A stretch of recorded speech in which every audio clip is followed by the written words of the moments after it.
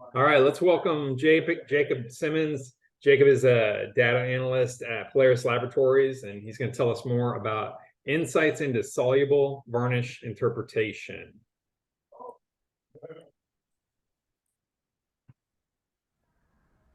Good afternoon. Welcome to my LRVS presentation, Insights in Insoluble Varnish. My name is Jacob Simons. I'm a senior data analyst with Polaris Laboratories. I've been in the industry for 8 years, and I specialize in coolant, microscope, and of course, varnish analysis. I also hold my OMA and CLS certifications from STLE. All right, well, let's get started with it. All right, this presentation is really a story about our new SMPC method and what we've discovered since its implementation. So here, we're going to look at the IMPC and SMPC methods and compare how the tests are run. We're going to look at the statistics that were used to establish new parameters. We're going to look at the LAB values, how they correlate with the MPC delta.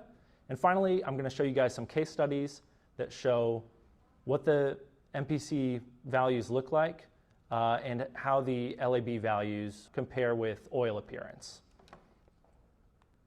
All right, so here I'm going to talk about varnish formation and why we introduced this method in the first place. So when we really think about varnish, we're mostly thinking of insoluble varnish. That's what's causing our filter plugging, our overheating. It's really those deposits. But we wanted to look at a test that would be as predictive as possible. And that's where soluble varnish comes in. So as soon as the oil begins to oxidize, that's going to form soluble varnish. Once it reaches its saturation point, that's when we'll see it fall out of solution and form insoluble varnish, which leads to varnish deposits. So that's the purpose of this test. All right, well now let's take a look at both methods and how they're performed, how they compare. So I assume most of you who are watching this know about our IMPC method, which is ASTM D7843. So this method is performed by heating the oil to 60 degrees Celsius. It's then mixed with a solvent. It's run through a filter patch, and then it's finally rinsed. So this process basically simulates the conditions of varnish. And the benefit is, once we do this, we can measure the oil's tendency to produce insoluble varnish, which is really helpful. It's measured with our delta. That's how the severity is determined. And that's really showing us the overall coloration. So the more coloration there is, the more tendency the oil has to develop insoluble varnish. We're also using the LAB values, and those are numeric values that are assigned to color. And we're going to cover more on that later and go more into depth on that. Now, this is our new SMPC method. Heating method for this test is actually the exact same. So we're actually using the same oil that's heated to 60 degrees Celsius. The difference is this oil is not mixed with a solvent and it's not rinsed. It's directly placed on a filter patch and it's allowed to cool for 24 hours. The benefits of this is in the IMPC test, normally when we do the solvent rinsing, that's rinsing away the soluble varnish, as well as many other contaminants. So for this test, it's really giving us everything, soluble and insoluble varnish. The other part to that we're going to cover later in the case studies is when those contaminants are rinsed off, now these can become interferences.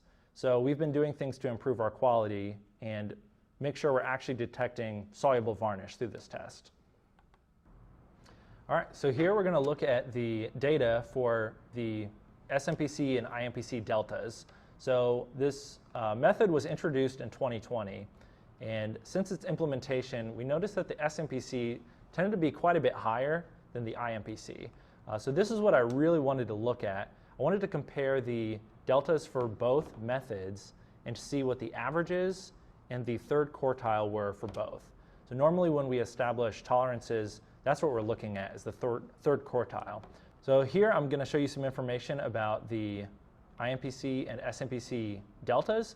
So this graph shows all the delta values mapped out with the SMPC in green and the IMPC in blue. Now, as I mentioned, the third quartile is used as a benchmark when establishing tolerances for a given model. This is the point when we're essentially reaching the upper quartile of the data set. Results beyond this point are significantly higher than the rest. This helps us identify if a result is reaching a point when it should be considered abnormal. You can see initially that the SMPC is quite a bit higher than IMPC, which is what I expected based on looking at reports. Now, if you look on the y-axis of the graph, this shows the delta values listed out in intervals of 10. When we originally introduced the SMPC method, we used the same severity rating scale as IMPC, which designates a delta value of 20 as the caution limit. Now, if you look where both lines intersect the 20 mark, for the SMPC line, it's a little less than halfway, but for the IMPC, it's exactly 3/4 of the way through the graph. Now, if you were to draw a line on this graph about 3/4 of the way through our chart, you'll see that the IMPC graph intersects the line at the 20 mark. Now, as for the SMPC, this line intersects the graph between the 30 and 40 mark. And sure enough, the third quartile for the SMPC is a delta of 35. So this kind of exemplifies the original problem I wanted to solve. Using the same severity rating scale for both methods, most SMPC results were being interpreted as caution. This was my main objective because I knew the SMPC would be higher based on the reports I was seeing, but I needed the data to prove it was higher on average and obtain quartiles for the data set. This allowed us to create a separate severity rating scale for the SMPC test, which is going to give us a more accurate interpretation. So earlier I mentioned that we're now using LAB values to put a numeric value to the color. So this is an image showing the LAB values. The L value is our black to white ratio. So 100 is going to be pure white, 0 is going to be pure black. So A would be our red to green ratio, negative A would be green, and positive A would be red. And our B value would be our yellow to blue ratio. Positive B is going to be yellow, while negative B would be blue. So the next part of my statistics, I wanted to compare the LAB values to the MPC deltas to see if we could find any LAB values that were correlated with the overall severity. So now, before we move on to our section showing how LAB values correlate with the MPC delta, I want to cover the concept used to do this. The significance of each color corresponding with severity was measured using the correlation coefficient. This image is showing graphs of scatter plots with a trend line running through the middle. The trend line is formed using a linear equation that follows all data points in the scatter plot with the least amount of deviation possible.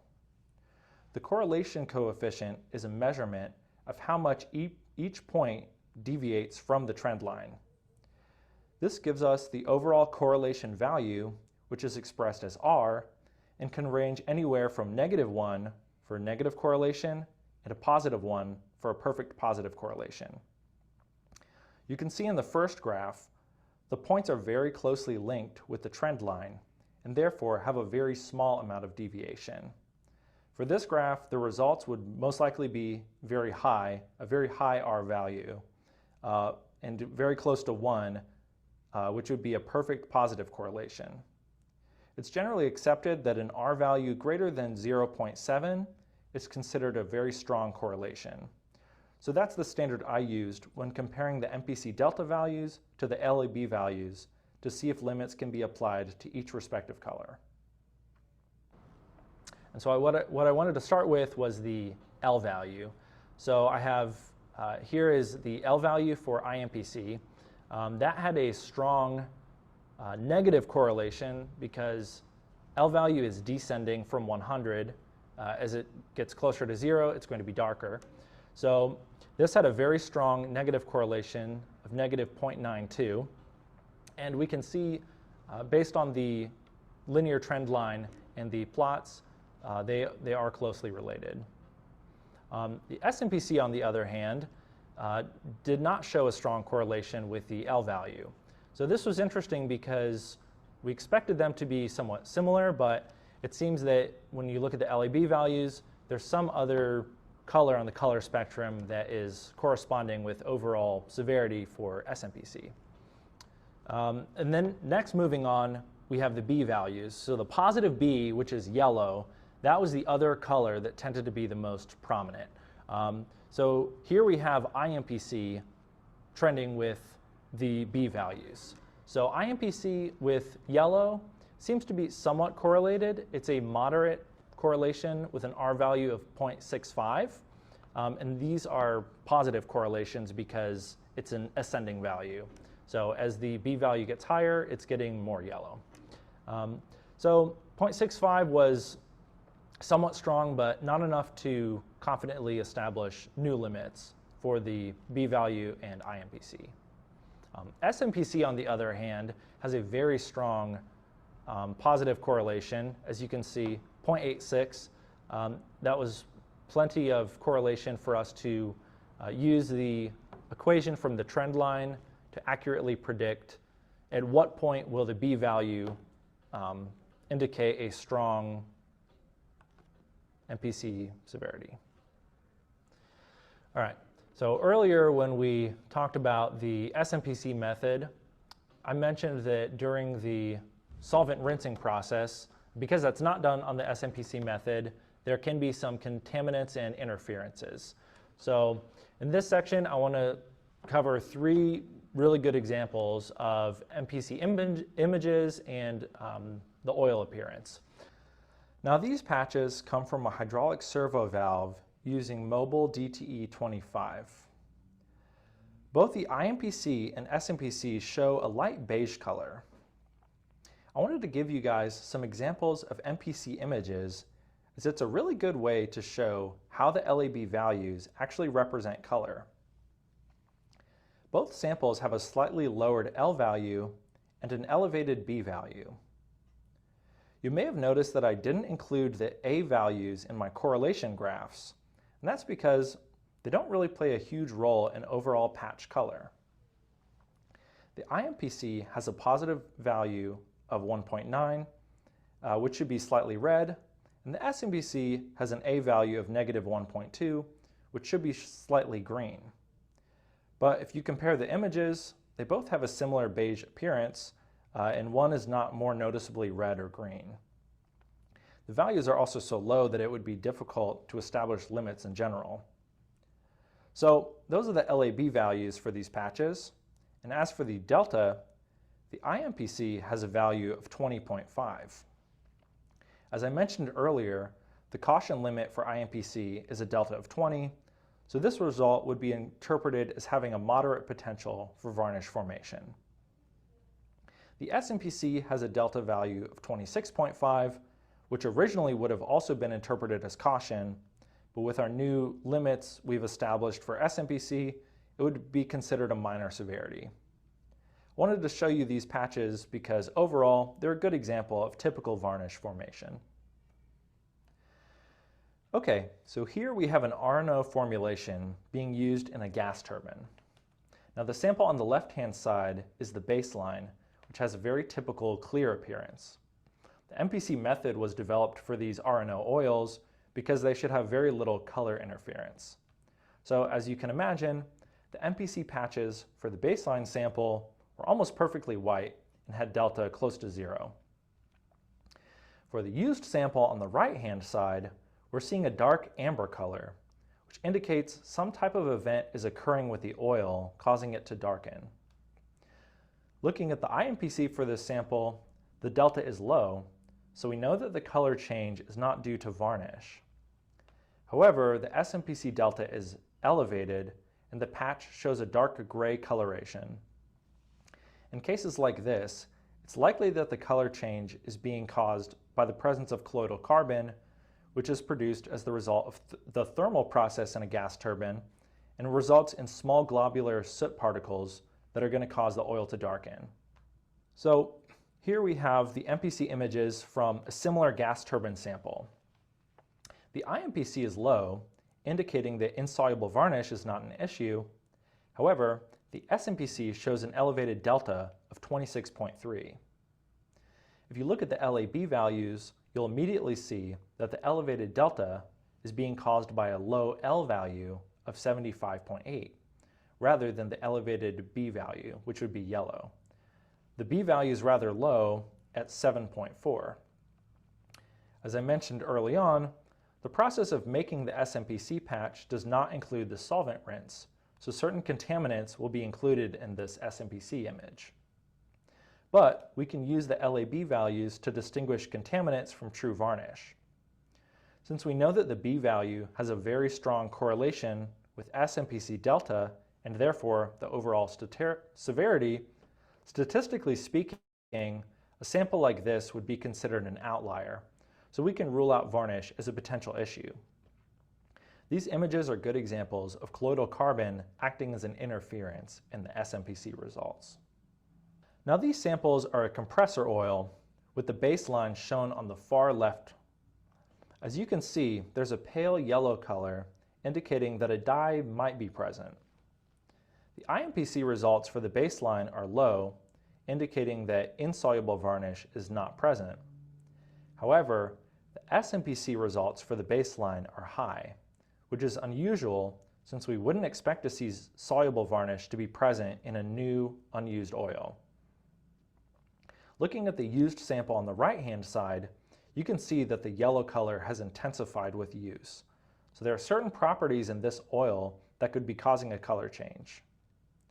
The IMPC delta is low for the used sample, indicating that the color change is not being caused by the presence of insoluble varnish. However, the SMPC delta is elevated, with a bright yellow coloration similar to the sample appearance. We know that yellow color has a strong correlation with the SMPC severity, so we might start to speculate if soluble varnish is present. But remember, because the solvent rinsing process is not used for SMPC, and seeing that these are non-RNO formulation, it's possible that dye is causing the interference. I'm going to show you the SMPC, or the MPC images to get an idea of what's really going on. Here we have the MPC images from the used sample. This is another good opportunity to look at how the LAB values correlate to color.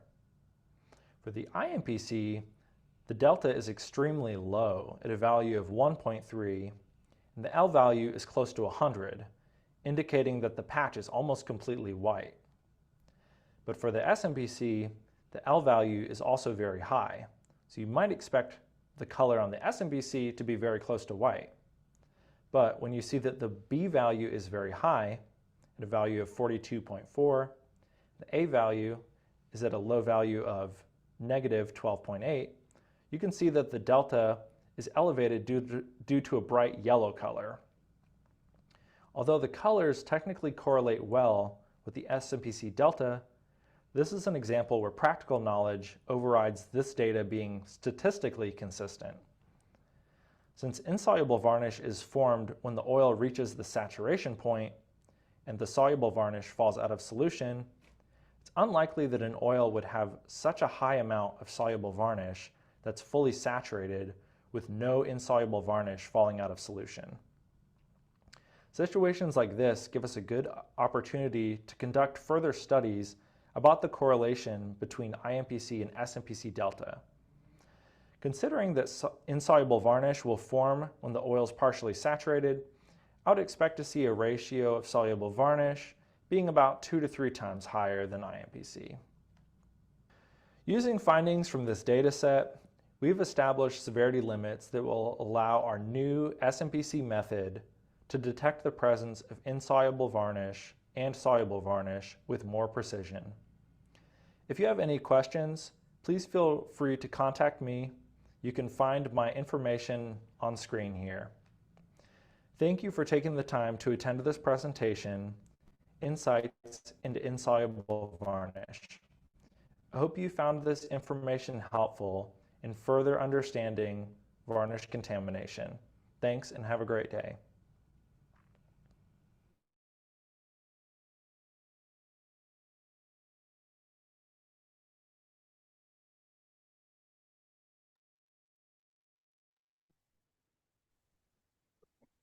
Jacob. Yes. Can you see me? Hey, There we go. Perfect. All right. Well, thanks for attending, everyone. you've So I got do have. Yeah, you go have ahead. one question there in the Q&A box from R. Featherson. Yep. Okay. Yeah. Yeah, I'd be happy. So the question, the significance of the LEB values. I'm actually really glad that this question is being asked because I wanted more time to elaborate on that, but it's difficult. You get only a certain amount of time in the presentation. So, um, yeah, the LEB values individually can actually indicate different issues. So, probably the most common, and these are the two that I covered in my presentation, would be lowered L value. Um, Lowered L value by itself. So just lowered L, and then we're going to see, kind of a gray coloration. That's basically going to indicate some type of carbon derivative. So usually as a result of soot or microdieseling.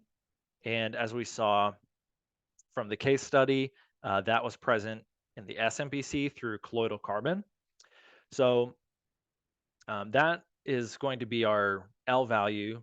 B value is typically going to be typical varnish, and you'll see that in the form of sticky deposits. And as you could see, the other values like the A, for example, positive A being red. I've seen some references that this could be due to corrosive particles or diminished extreme pressure additives, but there, as I said in my presentation, there's not really any correlation that I can see. The A values tend to be quite low, so there's not a lot of significance or correlation there. And I haven't really found any other studies that prove that. But I mean, anecdotally, there's quite a few colors that varnish can come in. Under the microscope, I've seen purple varnish. So um, probably if you see something that's outside of the typical yellowish brown that we normally see with varnish, it could be a dye in the lubricant, which we saw with a really bright yellow. Um, but that's typically what we see in terms of the LEB values with specific issues. So, all right, let's see. I have some. Oh, we have another good question here. Um, so yeah, in the presentation, I predicted that SMBC would be about 2 to 3 times higher than the IMPC. Um, and this kind of shows how much you can learn about varnish and about these tests. In retrospect, it really is not going to be 2 to 3 times higher. SMPC does tend to be higher, but when I looked into that more after recording the presentation, I actually found some examples where um, customers would use filtration or they would use solubility improvers in their oil. And that would actually result in the SMPC increasing. So normally you'd think, oh no, there's a problem. SMPC is increasing. But it's actually that the oil's ability to hold the varnish in suspension is improved as the oil is treated. So the SMPC will increase, which is actually a good sign. So even if it's more severe, um, and then over time, you should see the IMPC start to decrease as the insoluble varnish is um, removed, and then eventually both will decrease over time. But that's kind of it's really interesting how it ends up being quite a nuanced approach to these examples, as you saw in some of the case studies, because just because something's severe, you do really have to look at the context of what maintenance is being performed, what's going on with the machine, are there any other issues that could be leading to abnormal results. So yeah, the only other Yeah, the only other question here, the range of the A and B values.